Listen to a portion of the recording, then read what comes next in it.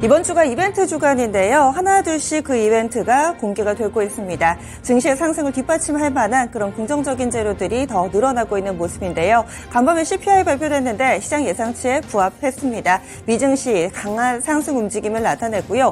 우리 증시도 이와 동조하듯 최근 들어서 상승 분위기 뚜렷하게 나타나고 있습니다. 코스닥 지수는 어느덧 900선까지 이제 4포인트밖에 남지 않았는데요. 900선 고지를 재점령하는 그 디데이가 오늘이 될 수 있을까요? 기대하는 마음으로 준비해 보시죠. 네, 핵심 뉴스 알아보겠습니다. 오늘도 반도체 2차전지 쪽의 뉴스가 상당수를 차지하고 있습니다. 첫 번째 소식입니다. 삼성 SDI가 제너럴 모터스와 미국의 인디애나주 뉴 칼라일의 이 배터리 합작 법인을 짓는다라는 매체 보도가 나왔습니다. 이 각 사에서 이런 뉴스가 나온 건 아니고요. 출처는 어디냐면 에릭 홀콤 인디애나주 주지사가 트위터에 이렇게 글을 올린 겁니다. 이 글에 따르면 2026년 양산을 목표로 해서 30억 달러, 우리 돈으로 4조 원가량을 투입해 공장을 짓기로 했고요. 이 공장 같은 경우는 연산 30기가와트시 이상 규모의 공장이 될 거라고 합니다. 여기서 만드는 배터리 같은 경우는 모두 다 제너럴 모터스 이 전기차에 사용될 것으로 알려지고 있는데요. 삼성 SDI는 다른 셀 업체들에 비해서 국내에 이 다른 LG 에너지 솔루션이라든지 SK온에 비해서 북미 시장에서 뚜렷하게 투자를 하지 않는 상황이었죠. 다소 소극적인 투자로 인해서 상대적인 투자 메리트가 떨어진다라는 평가도 받았었는데요. 이렇게 스텔란티스에 이어서 제너럴 모터스와도 합작법인을 설립하면서 북미 시장 공략에 박차를 가하는 모습 뚜렷하게 나타나고 있습니다. 이 합작법인에서는요, 고성능 하이니켈, 각형과 원통형 배터리 모두 다 만들 거라고 하네요. 관련된 종목 알아보겠습니다. 아무래도 삼성 SDI 오늘장 어떻게 반응할지 보셔야 될 것 같고요. 이 배터리 관련된 종목군들 가운데서도 삼성향 종목군들 조금 더 수혜가 예상되고 있습니다. 대표적으로 에코프로 BM 있습니다. 어제도 상승 움직임 보여줬었고요. 그리고 TCC 스틸이라든지 삼진 L&D, 상신 EDP 등의 종목이 관련주로 묶이고 있습니다.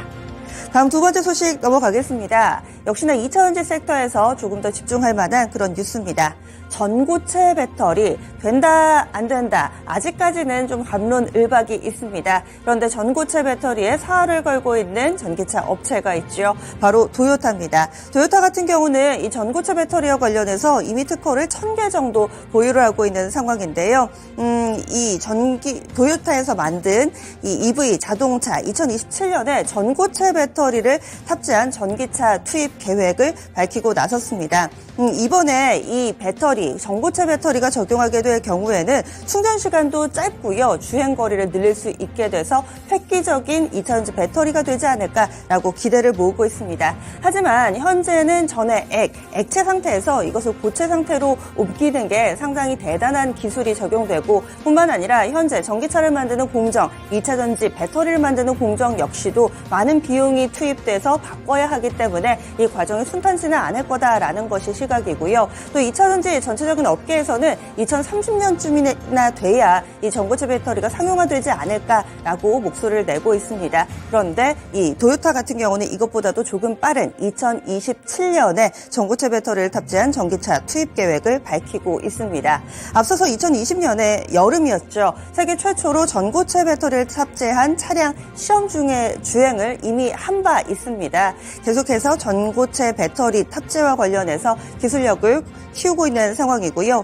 일본의 시장 조사 업체 후지경제라는 곳이 있는데 여기에서는 전고체 배터리의 전체적인 시장 규모가 2040년에는 3조 8천억 엔 규모가 될 것으로 예상하고 있습니다. 커지는 전고체 배터리 시장 누가 먼저 선점할 것인가, 이 완성차 업체에서도 상당히 관심 갖고 보는 대목입니다.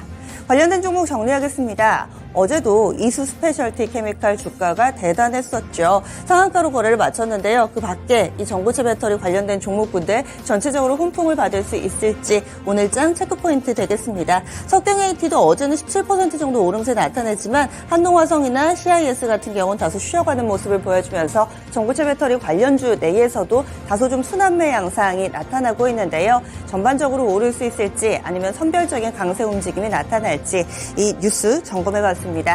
다음은 반도체 쪽으로 넘어가겠습니다. 어제 시장에서는 사실 2차전지보다 반도체가 더 강하게 움직임을 나타냈었죠. 그 가운데서도 SK 하이닉스 대단한 탄력을 보여주면서 4% 정도의 오름세를 보여주기도 했습니다.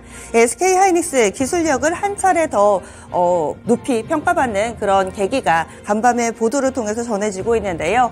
엔비디아에서 러브콜이 꾸준히 이어지고 있다라는 보도가 전해졌습니다. SK 하이닉스가 엔비디아로부터 HBM이라고 하는데요. 고대역 폭 메모리라고 합니다. 이 메모리 가운데서도 조금 고차원적인 메모리라고 하는데 이것의 샘플 입고를 요청받았다고 하네요.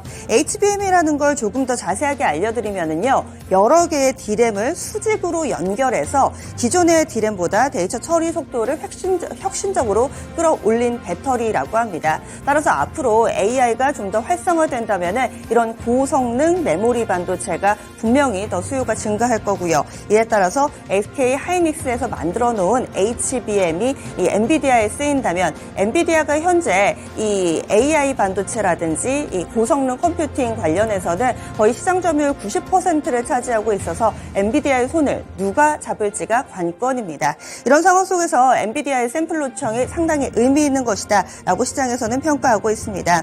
AI 반도체에 SK 하이닉스가 만든 이 고대역폭 메모리가 과연 성능을 제대로 보여줄 수 있을지 엔비디아는 이것을 평가하게 될 거라고 하는데요. 엔비디아에서 만든 CPU H100이라는 게 있습니다. 이것과 SK 하이닉스에서 만들어 놓은 HBM을 같이 결합을 해서 성능 테스트에 들어갈 거라고 합니다.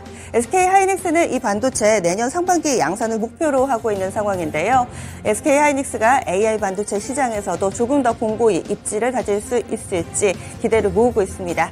관련된 종목군들 알아보겠습니다. 아무래도 직접적으로 러브콜을 받은 SK 하이닉스 어제 주가 4% 넘게 오르면서 12만 원 선 초반까지 갔었는데요. 연속성이 기대되고요. 아비코전자, 한미반도체, 그리고 저스템, 시그네틱스 등이 있습니다. 이어진 소식 보겠습니다. 외교 관계에서는 계속해서 잡음이 들리고 있습니다. 거기에다가 중국의 강경한 태도가 주변국들을 당혹스럽게 만들고 있는데요. 이번에 시진핑 중국 국가주석이 이 미중 관계와 관련해서 다소 의미심장한 발언을 해서 관심이 쏟아지고 있습니다. 지난 3월 양회에서 시진핑 이 중국 국가주석이 미국이 우리를 봉쇄한다라면서 미국에 대해서 다소 좀 선을 긋는 발언을 했었고요. 그 이후에 극단적인 발언이 이어지고 있는데 지난달 30일이었습니다. 중앙국가안전위원회 회의가 있었고요. 여기에서 시 주석이 우리는 최악의 극단적인 시나리오에 대비해야 하고 거친 풍랑 그리고 물결, 위험한 폭풍우를 대비하기 위해서 중대한 시험을 견딜 준비가 돼 있다라는 멘트를 했습니다. 이와 관련해서 극단적인 시나리오에 대해서 여러 가지 좀 전망들이 나오고 있는 상황인데요. 현재 이 보도 같은 경우는 월스트리트 저널이 이 시 주석의 발언을 분석해서 집중적으로 보도를 했습니다. 이와 관련해서 미중 간의 관계가 극단으로 치닫는 것이 아닌가라는 우려가 나타나고 있는 상황인데요. 뿐만 아니라 최근 들어서는 서방 경제의 이 의존도를 줄이기 위해서 자체적으로 만들어서 사용을 하는 그런 부분들을 상당히 좀 강조를 하고 있습니다. 내부 경제를 키우려는 움직임도 같은 맥락으로 해석되고 있습니다. 뿐만 아니라 최근 우리나라와도 계속 대립각을 세우고 있죠. 이 윤 정부에서는 이번에 신 대사의 발언이 적절하지 않다라고 이야기를 했고 우회적으로 중국 정부의 이 경지를 요구했지만 중국 정부에서는 이 부분을 무시하는 듯한 태도를 현재까지 나타내고 있습니다. 중국 소비 관련된 종목군들 여전히 좋지 못한 분위기 형성되고 있고요. 또 미중 갈등이 확산된다면 이 관련된 종목 보셔야 되겠죠. 대표적으로 히토류 그리고 대두 관련된 종목군들이 있습니다. 히토류 쪽으로는 노바텍 유니온 머티리얼 티플렉스 있고요. 그리고 대두 쪽으로는 신성홀딩스 대표적으로 볼 수 있습니다. 그리고 신성홀딩스가 어제는 6% 정도 올랐는데요. 미중 갈등 재료는 아니고요. 최근에 이 일본의 오염수 방류와 관련해서 이 천일염 소금 관련된 종목군들이 주목받으면서 어제 신성홀딩스가 오름세를 나타냈다는 점 참고로 말씀드립니다. 마지막으로 간밤 뉴욕 증시 정리해 보겠습니다. 좋았습니다. S&P 500 지수와 나스닥은 13개월 내 최고치를 보여줬고 다우존스 산업평균지수도 상승세를 보여줬습니다. S&P 500 지수입니다. 어제장에서 0.7% 가깝게 오름세를 보여주면서 최근 들어서 우상향 패턴 이어지고 있고요. S&P 500 지수 다음번 고점은 2021년 코로나 직후에 급격하게 회복됐던 그 시기에 만들었던 고점입니다. 여기까지 쭉쭉 뻗어나갈 수 있을지 일단은 최근에 순항하고 있는 모습이 뚜렷하게 나타나는 모습입니다. 지금 이것은 어제 하루 동안의 흐름인데요. 장중 내내 플러스권 움직임이 이어졌다는 점 확인해 볼 수가 있습니다.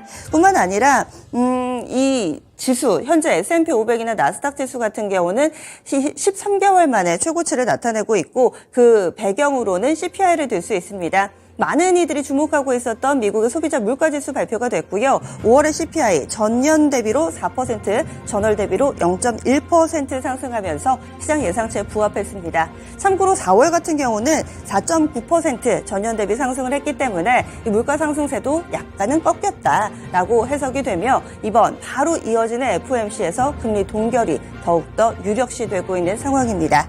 종목별로 보자면 테슬라 역시나 또 주목받았습니다. 간밤에도 오름세 나타내면서 13거래일 연속된 상승세 이어가고 있는 모습이고요. 3개월간 테슬라는 주가 43%의 상승세를 보여주기도 했습니다. 상품시장 넘어가자면요. 중요한 점 국제유가 있습니다. 급락했다가 급반등, 간밤에는 많이 올랐습니다. 최근에 국제유가는 중국에 반응하고 있습니다. 중국의 경제지표 안 좋다, 경기 안 좋다 하면 크게 밀리고요. 또 중국에서 부양을 한다라고 하면 크게 오릅니다. 어제 우리 증시 진행될 때였는데요. 중국 정부 쪽에서는 7일물 0레포를 이용해서 20억 위안을 시장에 투입하겠다라고 이야기를 했습니다. 역레포 금리 인하했는데요. 이에 따라 장중에 또 환시가 크게 움직이면서 원달러 환율이 1270원대로 내려가기도 했었죠. 이와 같은 맥락으로 보시면 되겠습니다. 중국에서 경기 부양 들어가면서 유가에 영향을 미치게 된 거고요. 간밤에 국제유가 3.4% 상승했습니다. 배럴당 69.42달러에 거래를 마치면서 70달러 선 바짝 다가섰습니다. 오늘장 핵심 뉴스 알아봤습니다. 오늘도 개장은 증권통입니다.